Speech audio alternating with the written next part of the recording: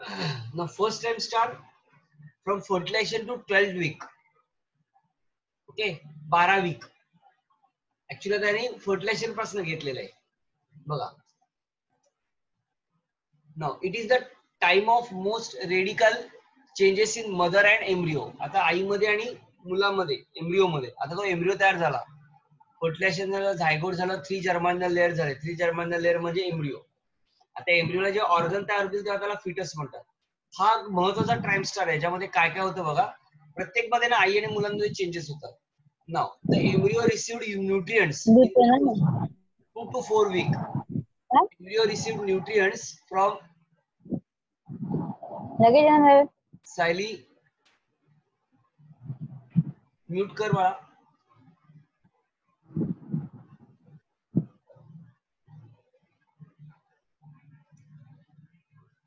Now the embryo received nutrients in the first 2 to 4 week directly from the endoderm. बघा मी म्हटलं endoderm मध्ये युट्रेन fluid असतं. युट्रेन fluid किंवा त्याला युट्रेन मिल्क म्हणतात. हा एम्ब्रियो त्याच्याकडनं न्यूट्रिएंट्स घेतो. Okay. Now it is the main period of organogenesis and it development of the body organ. हा सर्वात महत्वाचा पिरियड आहे ज्या पिरियड मध्ये ऑर्गन्स डेव्हलप व्हायला सुरुवात होते, म्हणजे ऑर्गन्स तयार व्हायला सुरुवात होते. म्हणजे छोटेसे हात, छोटेसे पाय, डोळे बड कंडिशन मध्ये. ओके. आणि बॉडी ऑर्गन्स तयार होतात by the end of 8 week. आता 8 वीक म्हणजे किती झाले? 2 महिने झाले. By the end of 8 week the major structure found in the adult are form. 8व्या महिन्यामध्ये ना मेजर स्ट्रक्चर सगळे तयार होतात, पण सगळे स्ट्रक्चर रुडिमेंटरी असतात. रुडिमेंटरी म्हणजे अंडर डेव्हलप असतात.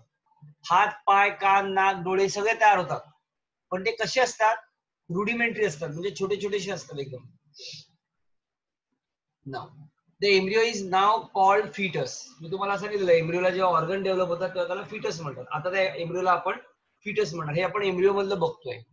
It is about 3 centimetre long. हा जो काय एम्ब्रिओ हा 3 सेंटीमीटर लॉंग होतो. Arm, hand, finger, feet, toes are form. ह्याचे सगळे हे ऑर्गन सगळे डेव्हलप झालेले आहेत.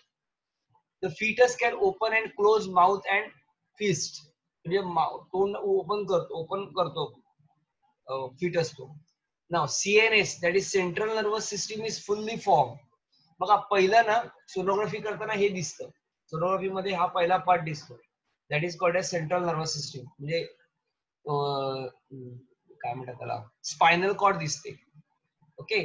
किंवा स्पाइन दिसते पहिली. स्पाइन याचा अर्थ वर्टिबल कॉलम. स्पाइनच्या आत असतात त्याला स्पायनल कॉर्ड म्हणतात. स्पाइन दिसते याचा अर्थ स्पायनल कॉर्ड तयार झालेली. CNS is fully form. Working of excretory आणि सर्क्युलेटरी सिस्टीम बिगिन्स. सर्क्युलेटरी आणि एक्सक्रिटरी सिस्टीम त्याची स्टार्ट होते काम करायला. ओके. नाउ सर्क्युलेटरी सिस्टीम म्हणजे हार्ट पंपिंग व्हायला सुरुवात होते. Movement of the foetus begin but mother cannot feel it. आता ह्या स्टेजला ना तो बच्चू फिरायला लागतो. ओके. म्हणजे बच्चू मुवमेंट दाखवतो, पण आईला त्याचं फिलिंग होत नाही. आईला हे कळत नाही फिलिंग त्याचं. The heartbeat can be heard from 6th week. हार्टबीटचे आहेत ना ते ऐकू येतात 6 वीकला. ओके. 6 वीक म्हणजे किती झाले? तिसऱ्या महिन्यामध्ये 6 वीक याचा अर्थ किती झाला? 1.5 महिना. ओके. 1.5 महिन्यामध्ये 4 वीकचा 1 महिना ना अंदाजे. सो 6 वीक म्हणजे अंदाजे 1.5 महिन्यामध्ये हार्ट बीट समजायला लागतात.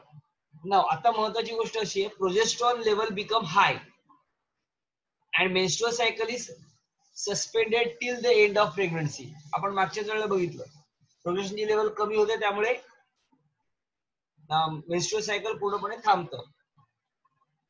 At the end of first trimester, पहिला ट्राइमस्टार संपताना fetus is about 7 to 10 centimetre long. 7 ते 10 सेंटीमीटर त्याची लांबी वाढलेली असते. हे होतं सगळं फिटस मध्ये. परत आपण एकदा बघूया फिटस मध्ये काय काय होतं. It is a first trimester. It is the time of mother radial changes in mother and embryo. आईमध्ये आणि मुलामध्ये चेंजेस होतात. कुठले कुठे चेंजेस होतात बघा. The embryo received nutrients. The embryo received nutrients in the first 2 weeks. 2 ते 4 weak मध्ये डायरेक्टली फ्रॉम एंडोडर्म. एंडोडर्म पासून हे सगळं न्यूट्रिएंट्स घेतात. It is the main period of organogenesis. ही ऑर्गॅनोजेनेसिस मेन पिरियड आहे ज्याच्यामध्ये ऑर्गन डेव्हलपमेंट होते of the body organ. At the end of 8 week मध्ये, 8व्या वीक मध्ये म्हणजे 2 महिन्यामध्ये सगळे मेजर स्ट्रक्चर तयार होतात. Okay, and are form in the embryo in a rudimentary form. पण ते तयार कसे होतात? रुडिमेंटरी फॉर्म मध्ये तयार होतात. आता या एम्ब्रियोला म्हणतात foetus. Now embryo is called as foetus. Its length is about 3 centimetre long and developing arm, hand, finger, feet, toes and are formed. Now fetus open and close mouth and fist. म्हणजे हाताचे movement, हा मूठ आणि तोंड open बंद करत असतो. Central nervous system is fully formed. Excretory and circulatory system working starts beginning. Movement of fetus begins, but mother cannot feel it. Heartbeat can be heard from 6th week. Progesterone level become high and menstrual cycle is suspended till the end of pregnancy. Pregnancy संपेपर्यंत म्हणजे delivery होईपर्यंत menstrual cycle आता येत नाही. At the end of first trimester बच्चूची length झालेली असते 7 to 10 centimetre long. आता आईमध्ये काय चेंज होतो बघा. Meanwhile the mother body also undergoes rapid changes. आईमध्ये काय बदल होतो? Now, high level of progesterone. Progesteroneची लेवल जास्त झाल्यामुळे initiate changes in her reproductive system. तिच्या रिप्रोड्यूक्टिव्ह सिस्टीम मध्ये चेंज होतो कारण प्रोजेस्ट्रॉनची लेवल वाढलेली असते. काय होतं? The maternal part of placenta grow. म्हणजे आईकडनं आता प्लासेंटा तयार व्हायला सुरुवात होते अटॅचमेंटसाठी, बच्चूला अटॅच होण्यासाठी. The uterus become larger. युटरसची साईज वाढते कारण बेबीचे ग्रो होते 7 to 10 सेंटीमीटर. In this period the mother experience morning sickness. आता ह्या पिरियड मध्ये जो मी तुम्हाला सांगितलं ना, काही सिम्पटम्स आईला दिसतात कन्सिव्ह झाल्यानंतर, प्रेग्नन्सी आल्यानंतर, पहिल्या 3 महिन्यामध्ये, पहिल्या 1-2 महिन्यामध्ये, एका महिन्यामध्ये सुरुवात होते दिसायला. सगळ्यांचे हे वेगवेगळे असतात. मॉर्निंग सिकनेस येतो. मॉर्निंग सिकनेस म्हणजे नॉशिया, वॉमिटिंग, मूड स्विंग असे वेगवेगळे चेंजेस या फिमेल मध्ये होतात. This is due to because of this progesterone. Now this is first trimester जे आईमध्ये आणि बच्चूमध्ये आपण बघितलं. आता दुसऱ्या ट्रायमेस्टर मध्ये काय होतं म्हणजे पुढचे 3 महिने. Okay, that is 13 to 26 week. हे त्यांनी डे ऑफ फर्टिलायझेशन घेतलंय. त्याच्यात काय होतं? It is the period of rapid growth of foetus. आता हा मधला पिरियड आहे ना, ह्याच्यामध्ये फिटसची ग्रोथ फास्ट होते. The uterus grow, obviously growth fast झाली याचा अर्थ युटरस एक्सपांड आहे, सॉरी फिटस वाढला. फिटस वाढला म्हणजे युटरसची पण साईज वाढते. The uterus grow enough for the pregnancy to become obvious. Now, the fetus is very active and grow about 30 centimeter. 7 ते 10 सेंटीमीटर पासून त्याची ग्रोथ 30 सेंटीमीटर मध्ये झाली. एवढा त्याची ग्रोथ झाली. सो ऑब्वियसली फिटस हे पण वाढणार, युटरस पण वाढणार. Development of brain begins. इथं आता ब्रेन डेव्हलपमेंट व्हायला सुरुवात होते. तर हॉर्मोनल लेवल जी काय ती स्टॅबिलाइज होते. Stabilize at HCG declines, the corpus luteum deteriorates. तोपर्यंत हे कॉर्पस ल्युटियम बघा, कॉर्पस ल्युटियम तयार झालेला असतो ना, तो मेंटेन राहतो आणि तो कॉर्पस ल्युटियम HCG हे तयार करत असतो. काय? प्रोजेस्टेरॉन तयार करत असतो. आता ह्या प्रोजेस्टेरॉनची लेवल हळूहळू घ्यायला कोण लागतं माहितीये का? HCG घेतं. म्हणजे प्रोजेस्टेरॉनचं काम आता तयार करण्याचं काम HCG करतं. म्हणून hormonal level stabilize at, hormonal level stabilize होते as HCG declines, the corpus luteum deteriorates. Corpus luteum हळूहळू डिटोरियस होतो म्हणजे रिग्रेस होतो. अँड आता हे दोघंही जे आहेत बघा, मगाशी काल मी तुम्हाला सांगितलं HCG कोण तयार करतो, तर कोरियोनिक विलाय तयार करतात. कोरियोनिक विलाय कशा तयार होतात ते मी पुढे आपण बघूया. पण कोरियोनिक विलाय तयार होतात ट्रोफोब्लास्टच्या बाहेरच्या लेअर पासून, म्हणजे सिनसायटोट्रोफोब्लास्ट पासून. सिनसायटोट्रोफोब्लास्ट म्हणजे कोरियोनिक विलाय तयार होतात, ते HCG तयार करतात. बरोबर ना? ते आता काम कोणाचं करणार? प्रोजेस्टेरॉन सिक्रेट करायचं काम, म्हणजे कॉर्पस ल्युटियमचं काम ते करतात. या स्टेजला काय होतं माहितीये का? HCG ची लेवल स्टेबिलाइज होते.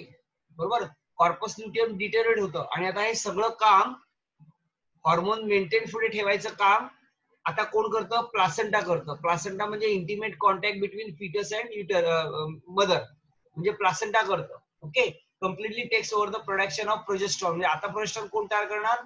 तर प्लासेंटा तयार करणार. याच्या पूर्वी कोण तयार करत होतं? कॉर्पस ल्युटियम तयार करत होतं. ओके, आणि HCG काय तयार करत होतं? ह्युमन कोरियोनिक गोनाडोट्रोपिन तयार करत होतं. सो ऑब्विसली ह्युमन कोरियोनिक गोनाडोट्रोपिनची लेवल स्टॅबिलाइज होणार, डिक्लाइन होणार म्हणजे खाली जाणार, कॉर्पस ल्युटियम डिटोरेट होणार आणि आता हे सगळं काम कोण करतंय? प्लासेंटा करतंय. प्लासेंटा म्हणजे बच्चू आणि आई आणि मुलामध्ये असलेला intimate contact completely take over the production of progesterone which maintain the pregnancy. आता हे हा प्लासेंटा प्रोजेस्टेरॉन रिलीज करायचं काम करणार. Okay, now the ultrasound sonography at the 8 to 20 week show the baby growth and position. 18 ते 20 weak म्हणजे किती झाले बघा? 4 त्रिक 12, 4 चोक 16, 4 पंचे 20 म्हणजे चौथ्या महिन्या किंवा 5व्या महिन्यामध्ये सोनोग्राफी केली जाते. आता कधी कधी पहिल्या 2 महिन्यामध्ये पण करायला सांगतात, दुसऱ्या महिन्यामध्ये किंवा पहिल्या म्हणजे if it is any doubt किंवा काय डॉक्टरांना काही डाऊट असेल किंवा काय असेल तर पहिल्यांदा करायला सांगतात. इफ इट इज काहीच प्रॉब्लेम नसेल तर सरळ 3ऱ्या 4थ्या महिन्यामध्ये सोनोग्राफी करतात, म्हणजे डेव्हलपमेंट कळते बच्चूची काय झाली ती. So ultrasound sonography at 18-20 week, 18 to 20 week, 18-20 week म्हणजे अप्रॉक्सिमेटली चौथा महिना संपल्यानंतर 5व्या महिन्यामध्ये. Okay, week show baby's growth and position. Now, from this estimate, due date of delivery can be established.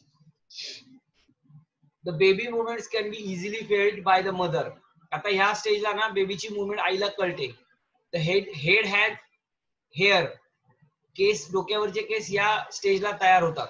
Okay, eyebrows and eyelashes appear. Pinna are distinct म्हणजे कान, eyebrow, डोक्याचे केस हे सगळे आता ह्या पेड मध्ये यायला सुरुवात होते. The baby reaches half size of the newborn. तयार होणारा जो बेबी आहे त्याच्या हाफ साईजचा तो बेबी तयार होतो या स्टेजला. ओके, म्हणजे अप्रॉक्सिमेटली डिलिव्हरीच्या वेळेला 50 सेंटीमीटर असणार तो, 50 ते 60 सेंटीमीटर. नाव हे झालं दुसरं टाइम स्टार. तिसऱ्या टाइम स्टार मध्ये काय होतं बघा? द 27 वीक टिल पार्टुलेशन म्हणजे delivery. Now the foetus grow about 3 to 4 kg. आता बच्चूची वेट 3 ते 4 kg एवढं वाढतं, 3 ते 4 kg होतं आणि साईज होते 50 सेंटीमीटर इन लेंथ. पहिलं 7 ते 10 होती पहिल्या ट्राइमस्टार मध्ये, नंतर मग 30 सेंटीमीटर झाली दुसऱ्या ट्राइमस्टार मध्ये. कारण इथं फास्ट, दुसऱ्या ट्राइमस्टार मध्ये फास्ट ग्रोथ असते सगळ्या ऑर्गनची, आणि नंतर परत ग्रोथ होत तो आता बेबी 50 सेंटीमीटर पर्यंत झाला. दॅट इज कम्प्लिटली मॅच्युअर्ड आणि वेट त्याचं 3 to 4 kg म्हणजे हा नॉर्मल झाला आता सगळा.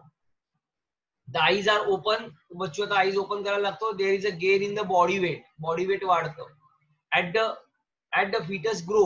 ना आता ह्याच्यात प्रॉब्लेम असा आहे, प्रॉब्लेम नाही ऍक्च्युली, काय होतं माहिती का? युटरसची जी पोझिशन आहे, एक्झॅक्ट पोझिशन आहे, तिने जे युटरसचं एक्सप्लेनेशन जेव्हा केलं मेल रिप्रोडक्टिव्ह सिस्टीम मध्ये तेव्हा त्यांनी पोझिशन सांगितलेली, पण ती मी तुम्हाला एक्झॅक्ट पोझिशन सांगतो. बघा कसं आहे, तर बाहेर आहे ती एक्सक्री सिस्टीम आहे बरोबर ना. एक्सक्री सिस्टीमला किडनी आहे, किडनी मधनं युरेटर आहे, युरेटर तयार होतं युरिनरी ब्लॅडर मध्ये, आणि युरिनरी ब्लॅडर होतं युरेथ्रा मध्ये बरोबर. माझ्या हाताकडे बघा, ही किडनी आहे, किडनी पासून युरेटर येतं, युरेटर ओपन होतं आणि युरिनरी ब्लॅडर तयार होते. ओके, युरिनरी ब्लॅडर तयार होतो. तिथे डायजेस्टिव्ह सिस्टीम आहे, डायजेस्टिव्ह सिस्टीमचा पार्ट सगळा करत करत करत रेक्टम आणि खाली ते ऍनस येतं म्हणजे मागच्या बाजूला. सो मागे ऍनसच्या अगोदर रेक्टम येतं आणि इथे युरिनरी ब्लॅडर येते. सो युरिनरी ब्लॅडर, इथे युरिनरी ब्लॅडर येते, इथे रेक्टम येतं, इथे रेक्टम आहे, इथे युरिनरी ब्लॅडर आहे. युरिनरी ब्लॅडर आणि रेक्टमच्या ही पेल्विक कॅव्हिटी आहे, या दोघांच्या मध्ये युटरस असतं. सो आता काय होतं माहिती का? युटरस ग्रो होतं, बेबी वाढते ना, बेबी वाढल्यामुळे युटरस ग्रो होतं. युटरस ग्रो झाल्यामुळे युटरस प्रेशर तयार करतं कुठे माहिती का? इथं रेक्टम वरती, इकडे युरिनरी ब्लॅडर वरती. सो बऱ्याचशा फिमेलला शेवटच्या महिन्यामध्ये म्हणजे 3rd ट्राइमस्टर मध्ये ना युटरसची साईज वाढल्यामुळे इकडे युरिनरी ब्लॅडर वरती प्रेशर टाकलं जातं आणि इथं रेक्टम वरती प्रेशर टाकलं जातं. मग बऱ्याचशा फिमेल मध्ये लास्टच्या महिन्यामध्ये ह्या कंप्लेंट्स असतात. कुठल्या? एक तर फ्रिक्वेंट युरिनेशन होणार, पण युरिनरी ब्लॅडर दाबली जाते, त्यामुळे युरिनला सारखं सेन्सेशन होतं एक. आणि दुसरी गोष्ट, हा जो काय रेक्टमचा पार्ट आहे, ह्या रेक्टमचा पार्ट दाबला जातो. दाबला गेल्यामुळे रेक्टम मध्ये काय तयार होणार? तर रेक्टम मध्ये हे काय ते फिकल मॅटर स्टोर होतो ना. सो ऑब्विसली होतं कसं? तो रेक्टम दबला जातो आणि बऱ्याच फिमेलला तिकडे ब्लॉकेज म्हणजे कॉन्स्टिपेशनचा त्रास तयार होतो किंवा डायजेस्टिव्ह ब्लॉकेज म्हणूया त्याला. त्याचप्रमाणे बच्चूना कुठे एका साईडला येतो, त्यामुळे मागे कमरेवरती बॅकचे मसल्स आहेत त्यांच्यावरती स्ट्रेंथ येतो, म्हणजे कुठे एका साईडला ते झुकलेला असतो बेबी, एक साईड ती जड होते म्हणून एका साईडला. बऱ्याचशा फिमेल मध्ये लास्टच्या महिन्यामध्ये ना एका पायाला सूज येते, कुठल्याही तरी एका पायाला, कारण बच्चूचं वेट कुठेतरी एका ठिकाणी जास्त आलेलं असतं. तर हे नॉर्मल केसेस आहेत, नॉर्मल कंप्लेंट्स आहेत या लास्टच्या महिन्यामध्ये काही फिमेल मध्ये येतात. So as the fetus grow the uterus expand around it, the mother's abdominal organ become compress. मदरचे ऍब्डॉमिनल ऑर्गन्स आहेत कॉम्प्रेस होतात, म्हणजे specially rectum, and displace leading to frequent urination. Urination frequent का होतं, तर युरिनरी ब्लॅडरला तो वाढतो ना युटरस, त्यामुळे युरिनरी ब्लॅडर थोडासा प्रेस केला जातो, त्यामुळे युरिन तयार झाले की लगेच सेन्सिटिव्ह होतं युरिन पास आउट करायचं, म्हणून फ्रिक्वेंट युरिनेशन अशा केसमध्ये होतं. आणि दुसरी गोष्ट काय, तर मागचं रेक्टम आहे, तो रेक्टम जरासा प्रेशर येतं, आणि रेक्टमची प्रेशर आल्यामुळे फिकल मॅटर म्हणजे आतला तो पार्ट ट्यूब आहे ती थोडीशी प्रेस केल्यासारखी होते, म्हणून डायजेस्टिव्ह ब्लॉकेज होतं. And strength in the back muscle. At the end of third trimester, the fetus become fully developed and ready for parturition. आता तिसऱ्या ट्रायमिस्टरच्या एंडला पूर्णपणे डेव्हलप झाला अँड नाव रेडी फॉर पार्टुलेशन. आता बाहेर यायला तो मोकळा आहे, म्हणजे डिलिव्हरीसाठी मोकळा आहे. सो या सगळ्याला म्हणतात प्रेग्नन्सी, किंवा त्याला गॅस्ट्रेशन असं म्हणतात. हे कळलंय का, ह्याच्यात काय डाऊट आहे? गॅस्ट्रेशन किंवा पार्टुलेशन याच्यामध्ये काय डाऊट आहे तुम्हाला?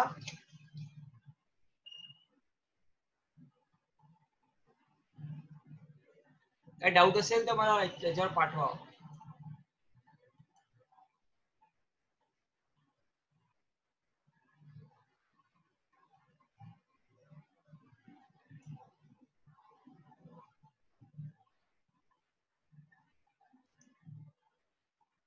ओके, सो आपण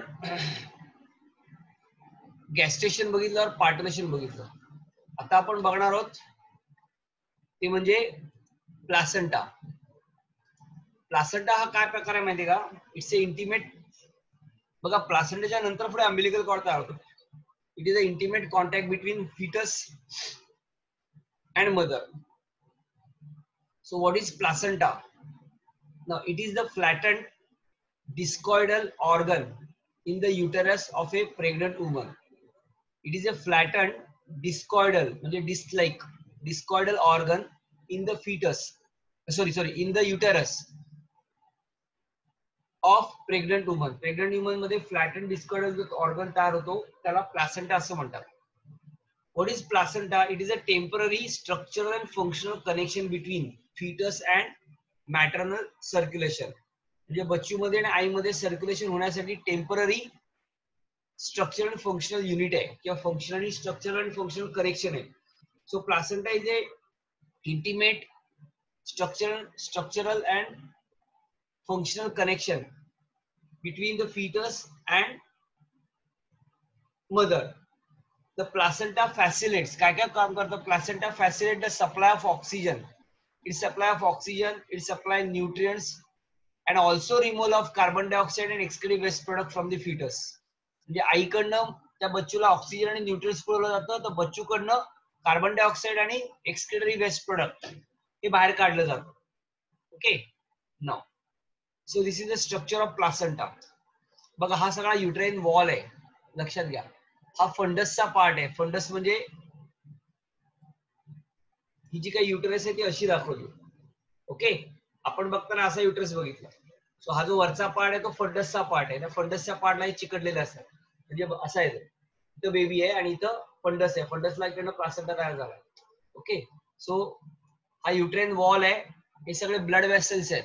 लाल रंगाची दिसते ती एक ब्लड वेसल आहे, काळ्या रंगाची दिसते ती ब्लड वेसल्स आहेत. त्याच्यानंतर हा जो काय बाहेरचा लेअर आहे, त्या बाहेरच्या लेअरला आहे त्याला कोरियन म्हणतात. मगाशी मी तुम्हाला सांगितलं बघा, तो कोरियन तयार होतो, बरोबर ना. या कोरियन पासून कोरियन हा बाहेरचा लेअर आहे, बरोबर. आता याच्या आत हा सगळा झाला, हा सगळा कव्हरिंग आहे. ती कव्हरिंग आहे कोणाची? ती आहे एमनिओनची. म्हणजे मगाशी आपण एमनिओटिक कॅव्हिटी बघितली. या एमनिओटिक कॅव्हिटी पासून इथपर्यंत आले, इकडनं हा प्लासेंटा तयार होतो, बरोबर. ही ऍक्च्युली आता अम्बिलिकल कॉर्ड तयार झाली आहे. तर हा अम्बिलिकल कॉर्ड तयार होते आणि त्याचे ब्रँचेस होऊन सगळे इकडे विलाय तयार होतात. हे सगळे विलाय आत घुसतात. कुठे घुसतात? युट्रेन वॉल मध्ये घुसतात. तर हे विलाय जे काय आहे ते विलाय आणि बाहेरचा सर्वात पार्ट, कोणाचा पार्ट? कोरियनचा पार्ट. कोरियन आणि विला याच्या मधला जो पार्ट आहे ह्याला प्लासेंटा असं म्हणतात. हे प्लासेंटा आहेत. प्लासेंटा म्हणजे विलाय. हे सगळे विलाय एकत्र येऊन आत तयार होते, जी बच्चूला हे होते, कनेक्ट होते. That is called umbilical cord. ही अम्बिलिकल कॉर्ड आहे. अम्बिलिकल कॉर्ड कडनं हे सगळे निघाले ते विलाय, जे विलाय पेनिट्रेट होतात युट्रेन वॉल मध्ये. सगळे युट्रेन वॉल मध्ये पेनिट्रेट झालेत. ही जे काय दिसते ही खड्डा आहे सगळा, याला क्रिप्ट असं म्हणतात. तो प्लासेंटा आत घुसतो आणि इकडनं आता इंटिमेट कनेक्शन होतं. म्हणजे इकडनं हे सगळं गिव्ह अँड टेक होतं. बच्चूला ऑक्सिजन, बच्चूला न्यूट्रिएंट्स, बच्चूमधनं बाहेर पडणारं कार्बन डायऑक्साईड आणि nitrogenous waste product. So it is a typical structure of placenta. हे प्लासेंटाचं स्ट्रक्चर आहे. परत सांगतो, हा सगळा युट्रेन वॉल आहे. हा दिसतो, हा सगळा युट्रेन वॉल आहे, बरोबर ना. इथपर्यंतचा पार्ट आहे युट्रेन वॉलचा ब्रेक केलेला. म्हणजे युट्रेन म्हणजे काय म्हणतात त्याला आपण, एम्निऑनने हे सगळे ट्रोफोला, हा बाहेरचा ट्रोफोलाचा खरा लेअर असतो. हा काय करतो, विलायस बाहेर टाकतो आणि हे विलाय सगळ्या पेनिट्रेट होत आहे. पेनिट्रेट झालेले विलाय आहेत पांढऱ्या रंगाचे. हे पेनिट्रेट झाले आहेत आत असलेल्या युट्रेन वॉल मध्ये आणि आत जाऊन ते बसले त्या खड्ड्यामध्ये. बघा खड्डा झाला, त्या खड्ड्यामध्ये जाऊन बसले. ओके. आणि हा जो काय एंटायर पार्ट आहे प्लासेंटा म्हणतात. याच्या आत तो बच्चू असतो. बाहेरचा सर्वात लेअर आहे तो, हा बाहेरचा सर्वात लेअर दिसतोय तो आहे कोरियॉन, ज्याच्या आत बच्चू ची सॅक आहे. बच्चूला स्वतःची सॅक आहे, त्याला म्हणतात एम्निऑन. आणि एम्निऑनच्या आत हे सगळं असतं, ते फ्लुइड असतं. That is called amniotic fluid. आणि एम्निऑटिक फ्लुइड मध्ये हा फिरत असतो. बाहेरचे सगळं निघतात त्याला विलाय म्हणतात. ह्याला नाव आहे कोरियोनिक विला. हे कोरियन पासून खरं तयार होतात आणि नंतर मग मर्ज होतात. म्हणून हे तयार होतात कोरियन पासून. म्हणून याला सगळ्यांना कोरियोनिक विला असं म्हणतात. आणि म्हणून त्याचं नाव आहे HCG. आणि हे हॉर्मोन जे सिक्रेट करतात त्याचं नाव आहे HCG, ह्युमन कोरियोनिक विलाय. ह्युमन आपलं जे प्लासेंटा आहे हा कोरियोनिक प्लासेंटा आहे. म्हणजे कोरियन पासून विलाय तयार होणारा प्लासेंटा आहे, म्हणजे त्याला कोरियोनिक प्लासेंटा म्हणतात. सो या दोघांच्या मध्ये जी स्पेस आहे that is called as intervillous space. So is it clear? हा डायग्राम क्लिअर झाला तुम्हाला? हा डायग्राम क्लिअर झाला तर एक्सप्लेनेशन क्लिअर होईल. हा डायग्राम सगळ्यांना क्लिअर झालाय? मी एक्सप्लेन केला तो डायग्राम क्लिअर झालाय का? डायग्राम क्लिअर झाला असेल तर आपण मग पुढे जाऊ. ओके. आता याचा बघूया आपण. बघा, this is the intimate connection between the maternal. हा मॅटर्नल पार्ट आहे, म्हणजे आईचा पार्ट आहे. आईचा युट्रेन वॉल आहे. युट्रेन वॉल म्हणजे एंडोमेट्रियम. युट्रेन वॉल आता म्हणतात त्याला. युट्रेन वॉल याचा अर्थ डोळ्यासमोर आहे. युट्रेन वॉल म्हटलं की ते एंडोमेट्रियम आहे, एकदम आतला लेअर. आणि हा जो पार्ट आहे हा प्लासेंटा तयार झालेला पार्ट आहे. बघू आपण आता. So placenta is attached to the wall of the uterus and to the baby's umbilical cord. This is umbilical cord. He umbilical cord आहे. Placenta umbilical cord कडनं आत जातो. Okay. Now the placenta is the only organ which is formed of tissue from two different individuals, the mother and the fetus. आई आणि मुलाकडनं तयार होणारा एकमेव असा organ आहे, बरोबर. ते दोन वेगवेगळ्या टिश्यू मधनं फॉर्म होतो, आईच्या पण आणि मुलाच्या पण. No part of the placenta contribute by foetus. जो पार्ट प्लासेंटाचा जो पार्ट फिटस कॉन्ट्रीब्यूट करतो त्याला फिटल प्लासेंटा म्हणतात. म्हणजे हा प्लासेंटा आहे ह्याला फिटल प्लासेंटा म्हणतात. आणि हा पार्ट आहे त्याला मॅटर्नल प्लासेंटा असं म्हणतात. हा मॅटर्नल प्लासेंटा, हा फिटल प्लासेंटा. ओके. बच्चू जो शेअर करतो तो फिटल प्लासेंटा आणि आई जे शेअर करते ते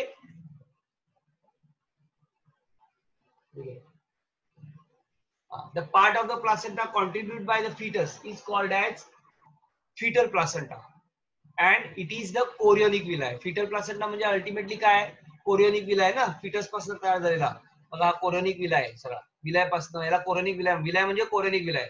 तो कोरियोनिक विलाय पासून कोरियोनिक विलाय तो त्याला म्हणतात फिटल प्लासेंटा. आणि आईकडचा प्लासेंटा आहे बघा, the mother part which is rich in blood supply share by the mother is the part of uterine wall termed as maternal placenta. म्हणजे तो झाला मॅटर्नल प्लासेंटा. बघा हा झाला मॅटर्नल प्लासेंटा सगळा, बरोबर, म्हणजे आईचा युट्रेन वॉल. आणि हा सगळा झाला फिटल प्लासेंटा, बरोबर. सो मॅटर्नल प्लासेंटा आणि फिटल प्लासेंटा असे दोन पार्ट बघितले आपण. Now so human placenta is hemochorial. Hemochorial म्हणजे ब्लड आणि कोरियन पासून काय म्हणजे हिमोकोरियल असं म्हणतात त्याला. So human placenta is hemocorion. Terminology लक्षात ठेवा. Now the umbilical cord is formed of 3 blood vessels. Umbilical cord 3 blood vessel ने तयार झाली आहे. Umbilical cord म्हणजे कुठली cord? ही बघा ही cord.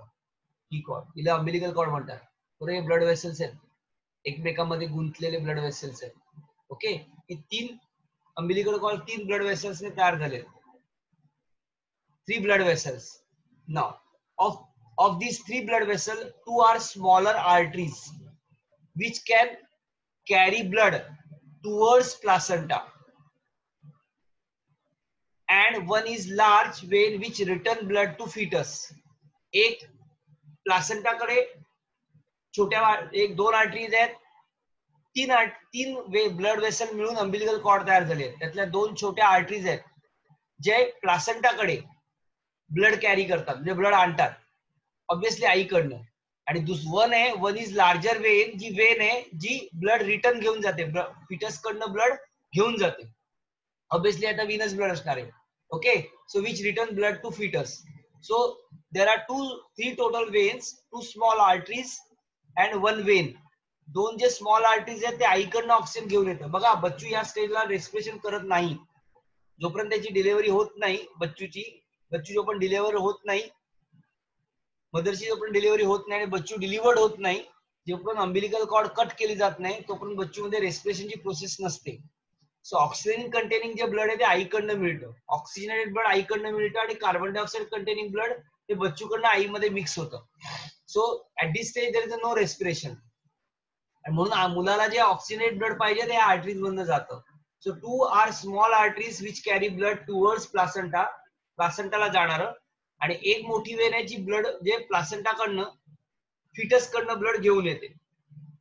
The placenta also acts as a endocrine tissue and produce hormone like HCG. बघा प्लासेंटा हा आता परत एंडोक्राइन टिश्यू म्हणून काम करतो, कारण मगाचे कोरियोनिक विला आता संपलेत. आता त्याची जागा त्याने कोणी घेतली? प्लासेंटाने घेतली. कॉर्पस ल्युटियम डिटोरिएट झाले. So placenta now acts as an endocrine tissue and produce hormones like HCG, human chorionic gonadotropin. It also secrete progesterone, also secrete estrogen, relaxin. Okay, हे सगळं तयार करतात. HCG आहे तो फक्त जो काय म्हणतात ते प्लासेंटा आहे तो फक्त HCG, प्रोजेस्ट्रॉन आणि इस्ट्रोजन तयार करतो. तर रिलॅक्सिन नावाचं एक हॉर्मोन आहे जे डिलिव्हरीच्या वेळेला लागतं. It is secreted by ovary in the later phase of pregnancy. नंतर ते लागतं ज्या स्टेजला सर्व्हिक्स, हे रिलॅक्सिनचं काम आहे सर्व्हिक्सचं ओपनिंग मोठं करण्याचं काम करतं सर्व्हिक्स रिलॅक्सिन. सो त्यावेळेला ते लागतं. पण हे 4 हार्मोन तयार होतात, HCG, progesterone, estrogen and relaxin. Now level of HCG increases up to the end of first trimester. म्हणजे पहिल्या 4 महिन्यामध्ये HCG लेवल एकदम हाय असते and then it decline, आणि नंतर ती खाली येते. ओके, आणि मग त्याची जागा कोण घेतं? प्लासेंटा घेतं, आणि प्लासेंटा इस्ट्रोजन तयार प्रोजेस्ट्रॉन तयार करायला सुरुवात करतो. Bye the end of first trimester progesterone is produced by placenta, कारण HCG कोरियोनिक विला तयार करतो. आता कोरियोनिक विला हळूहळू पहिल्या 4 महिन्यामध्ये हळूहळू डिटोरिएट व्हायला लागतं, आणि त्याची जागा कोण घेतं? प्लासेंटा तयार करतो ना. सो आता प्लासेंटा प्रोजेस्ट्रॉन तयार करायला सुरुवात करणार. बघा प्रोजेस्ट्रॉन थ्रू आउट डिलिव्हरी, म्हणजे डिलिव्हरी होईपर्यंत राहतं ते. These hormones are required for fetal growth and maintain the pregnancy. पूर्ण प्रेग्नन्सी मेंटेन करायला 9 महिने 9 दिवस 9 months 9 days मेंटेन करायला हे हॉर्मोन लागतं. त्यामुळे शेवटपर्यंत हे हॉर्मोन राहतं टिल डिलिव्हरी. नाव HCG म्हणजे ह्युमन कोरियोनिक गोनाडोट्रोपिन. नाव हे हॉर्मोन लक्षात ठेवा. HPL ह्युमन प्लासेंटल लॅक्टोजन, हे ह्युमन कोरियोनिक गोनाडोट्रोपिन हे प्लासेंटा तयार, कोरियोनिक विलाय तयार करतो. कोरियोनिक विलाय तयार करतो, हे प्लासेंटा तयार करतो. Human placental lactogen HPL, human placental lactogen, relaxin are produced in women only during pregnancy. That is very important. So question will be dash is produced in women only during pregnancy. आणि मग option दिलेला असतो. या तिघांपैकी एक option दिले, बाकीचे oestrogen, progesterone, oestrogen वगैरे असं काहीतरी वेगळं देतील. सो हे फक्त प्रेग्नन्सी मध्ये रिलीज केलं जातं, कारण HCG कोरोनिक विलाय तयार करणार, HPL प्लासेंटा तयार करणार आणि रिलॅक्सिन ओव्हरी तयार करतं, पण ते फक्त प्रेग्नन्सीच्या काळात करतं. सो हे सगळं आपण बघितलं प्लासेंटा. ओके, काय डाऊट आहे प्लासेंटा मध्ये?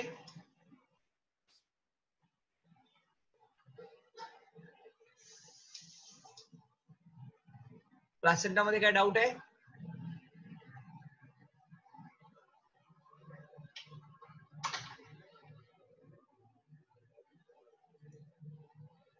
ओके, बघा आता ह्याच्यानंतरचा पुढचा जो पार्ट येतो तो आहे पार्ट्युलेशन. पार्ट्युलेशनच्या शब्दाचा अर्थ आहे डिलिव्हरी, म्हणजे ऍक्च्युअल डिलिव्हरी कशी होते. आता ही सुद्धा ना 3 स्टेज मध्ये होते. मी पहिले तुम्हाला थोडीशी आयडिया देतो.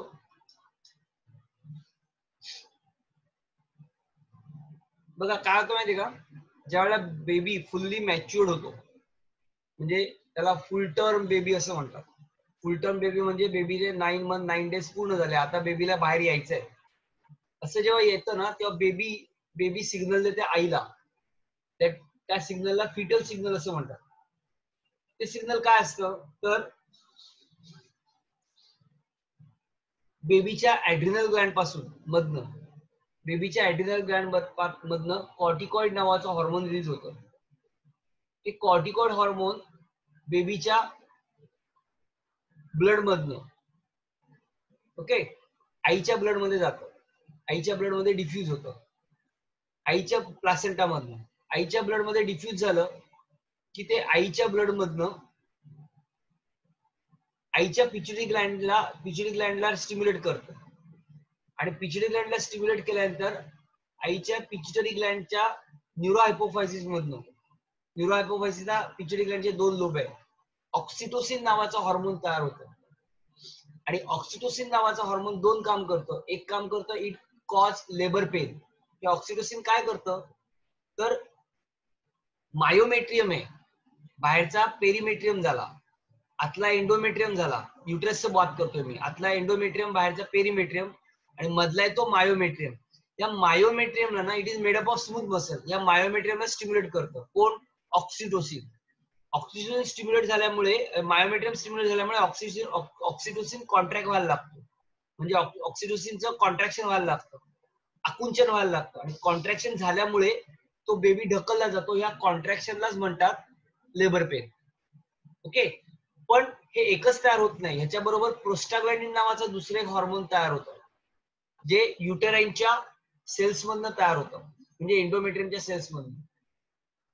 पहिलं जे पेनिंग असतं लेबर पेन हे बारीक असतं, ते साधारणतः 24 तासाचं पेनिंग असतं, बारीक, त्याला आपण बारीक कळायला म्हणतो. इट्स अ इंडिकेशन की आता डेट हे काय डेट वेळ जवळ आली डिलिव्हरीची, सो ऍडमिट व्हायला पाहिजे. नंतर शेवटचे 2 तास किंवा 1.5 तास किंवा 1 तास डिपेंड्स, हे प्रोस्टाग्लॅंडिन नावाचं हॉर्मोन तयार होतं आणि हे फोर्सफुल कॉन्ट्रॅक्शन करतं. आता पहिल्या कॉन्ट्रॅक्शन मुळे काय होतं, बेबी जो प्लासेंटल कॉर्डला चिकटलेला असतो तो हळूहळू कॉन्ट्रॅक्शन मुळे खाली खाली सरकत येतो. कुठे येतो? टुवर्ड्स सर्व्हिक्स. आणि अशा पोझिशनला येतो की त्याचं डोकं सर्व्हिक्सच्या दिशेने असेल आणि पाय वर असतील. आता हे पहिल्या स्टेजला होतं. आता काय झालं माहितीये का, बेबीचं डोकं सर्व्हिक्सच्या तोंडाला आलं. बेबीचं डोकं सर्व्हिक्सच्या तोंडाला आलं त्याच वेळेला ओव्हरीकडनं रिलॅक्सिन नावाचं हॉर्मोन रिलीज होतं. हे रिलॅक्सिन नावाचं हॉर्मोन काय करतं तर जे सर्व्हिक्सचं ओपनिंग आहे ते मोठं करतं, पॅसेज व्हायला पाहिजे ना यायला, हे सर्व्हिक्सचं ओपनिंग मोठं करतं. त्याच वेळेला जे प्रोस्टाग्लॅंडिन मगाशी मी तुम्हाला सांगितलं ते रिलीज व्हायला लागतं आणि आता कॉन्ट्रॅक्शन फोर्सफुल होतं, म्हणजे त्याला जोरात कळायला म्हणतात, जोरात लेबर पेन येतं. या फोर्सफुल कॉन्ट्रॅक्शन मुळे बेबी पुढे ढकलला जातो आणि तो सर्व्हिक्स मधनं बाहेर येऊन वजायनामधनं बाहेर काढला जातो, वजायनामधनं बाहेर येतो. त्यावेळेला अंबिलिकल कॉर्ड असते, म्हणजे कनेक्शन कट झालेलं नसतं, फक्त नाळ असते ना तिची लांबी 8 to 10 मीटर असते, 6 to 8 मीटर असते, त्यामुळे ती लांब असते. आता काय होतं माहितीये का, तो बेबी बाहेर आला, बेबी बाहेर आल्यामुळे बेबी बाहेर आल्यामुळे बेबी बाहेर येतो, पण त्याला कनेक्शन असतं, कनेक्शन कट झालेलं नसतं. मग बेबी बाहेर आला की आता काय करतात, त्या बेबीला उलटा करतात, म्हणजे डोकं खाली करतात आणि पाय वर करतात, पायाकडे त्याला पकडतात आणि मग अम्बिलिकल कॉर्ड कट करतात. अम्बिलिकल कॉर्ड कट केली की त्या स्टेजला बेबीची रेस्पिरेशन प्रोसेस चालू होते आणि त्या स्टेजला त्या बेबीला रडवतात किंवा तो बेबी रडतो. तो रडतो याचा अर्थ का, तर तो मोठासा हुंका देतो तेव्हा रेस्पिरेशन करत असतो आणि तो रडलाच पाहिजे, नसेल तर त्याला डॉक्टर रडवतो चिमटा काढून. त्याचं कारण असं आहे की त्यावेळेला ज्यावेळेला अम्बिलिकल कॉर्ड कट केली जाते त्यावेळेला बेबीचं आईकडचं कनेक्शन तुटतं आणि तो बेबी आता रेस्पिरेशन करायला लागतो. ओके, म्हणजे जेव्हा रडतात ना मुलं, तेव्हा मोठा हुंका देतात, त्यावेळेला आपण जास्त इनहेल करतो ऑक्सिजन. ही फार महत्वाची स्टेज असते की ज्या स्टेजला बेबीला ऑक्सिजन पाहिजे असतो आणि म्हणून तो रडला जातो. डोकं खाली का करतात, कारण सर्वात नाजूक जो अवयव आहे ज्याच्या सेल्स मेंटेन करणं फार महत्वाचं आहे. तुम्हाला माहिती आहे की बॉडीतल्या सगळ्या सेल्स तयार होतात, फक्त नर्व सेल्स तयार होत नाही, त्यामुळे ते डॅमेज होऊन चालत नाही. म्हणजे डॅमेज कधी होतील, या स्टेजला जर बेबीला ब्लड सप्लाय नर्व सेलला मिळाला नाही तर. तो मिळावा म्हणून काय करतात माहितीये का, त्याला उलट पकडतात, म्हणजे डोक्याचा भाग खाली करतात, डोकं खाली करतात आणि पाय वर पकडतात. त्यामुळे कट केल्या केल्या ब्लड सप्लाय पहिला कुठे जास्त जातो, ब्रेनला जातो आणि ब्रेनच्या सेलला सगळ्या हे चांगल्या मिळतात, काय ब्लड सप्लाय चांगला मिळतो.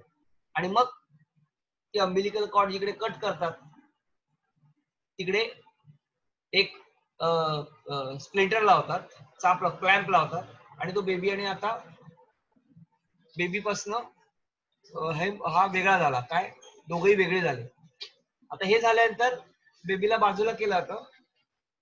आईच्या आत मात्र ह्या प्लासेंटा आणि अम्बिलिकल कॉर्ड तसाच राहतो, तो शेड ऑफ नॅचरल होतो. म्हणजे प्लासेंटा जो अटॅचमेंट असतो झालेला आईच्या एंडोमेट्रियमला, तो पडण्यासाठी काही वेळ जातो, कारण कट झाली की त्यातला जीव गेला, म्हणजे त्यातलं हे गेलं, पण तो कुठले फिजिकल फोर्सने बाहेर काढत नाही, तो तसाच थांबू देतात, थांबतो थोड्या वेळ, थांबलं तर ऑटोमॅटिक तिकडनं शेड होतो, कारण की आता हे गेलं ना, त्यातला हे गेलं, काय अर्थ राहिला त्याच्याला, काय उपयोग नाही आता तो, कारण बेबी वेगळा झालेला आहे.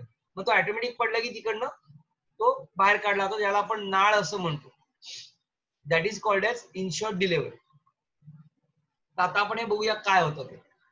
बघा, ह्युमन आर विव्हिपेरस, म्हणजे direct give birth to the young one. Partulation is the process of giving birth to the baby. The physical activities involved in the partulation like uterine and abdominal contraction. Uterine and abdominal contraction होतं. Dilation of cervix. मी मगाशी तुम्हाला सांगितलं cervixचं तोंड मोठं होतं due to relaxing. And passage of baby are collectively called labor. या सगळ्याला labor असं म्हणतात. The labor is accompanied by the localized sensation of discomfort or ऑर्जिनी कॉल्ड लेबर पेन. या सगळ्याला लेबर पेन असं म्हणतात. The parturition is the control by a complex neuro endocrine mechanism.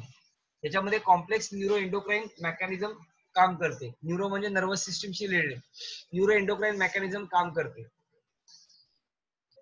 बघा कसं होतं, signal arise from the fully form fetus. मगाशीच तुम्हाला मी सांगितलं. ओके, सो मुलाकडनं आईकडे सिग्नल जातो. So signal arise from fully formed fetus and placenta cause mild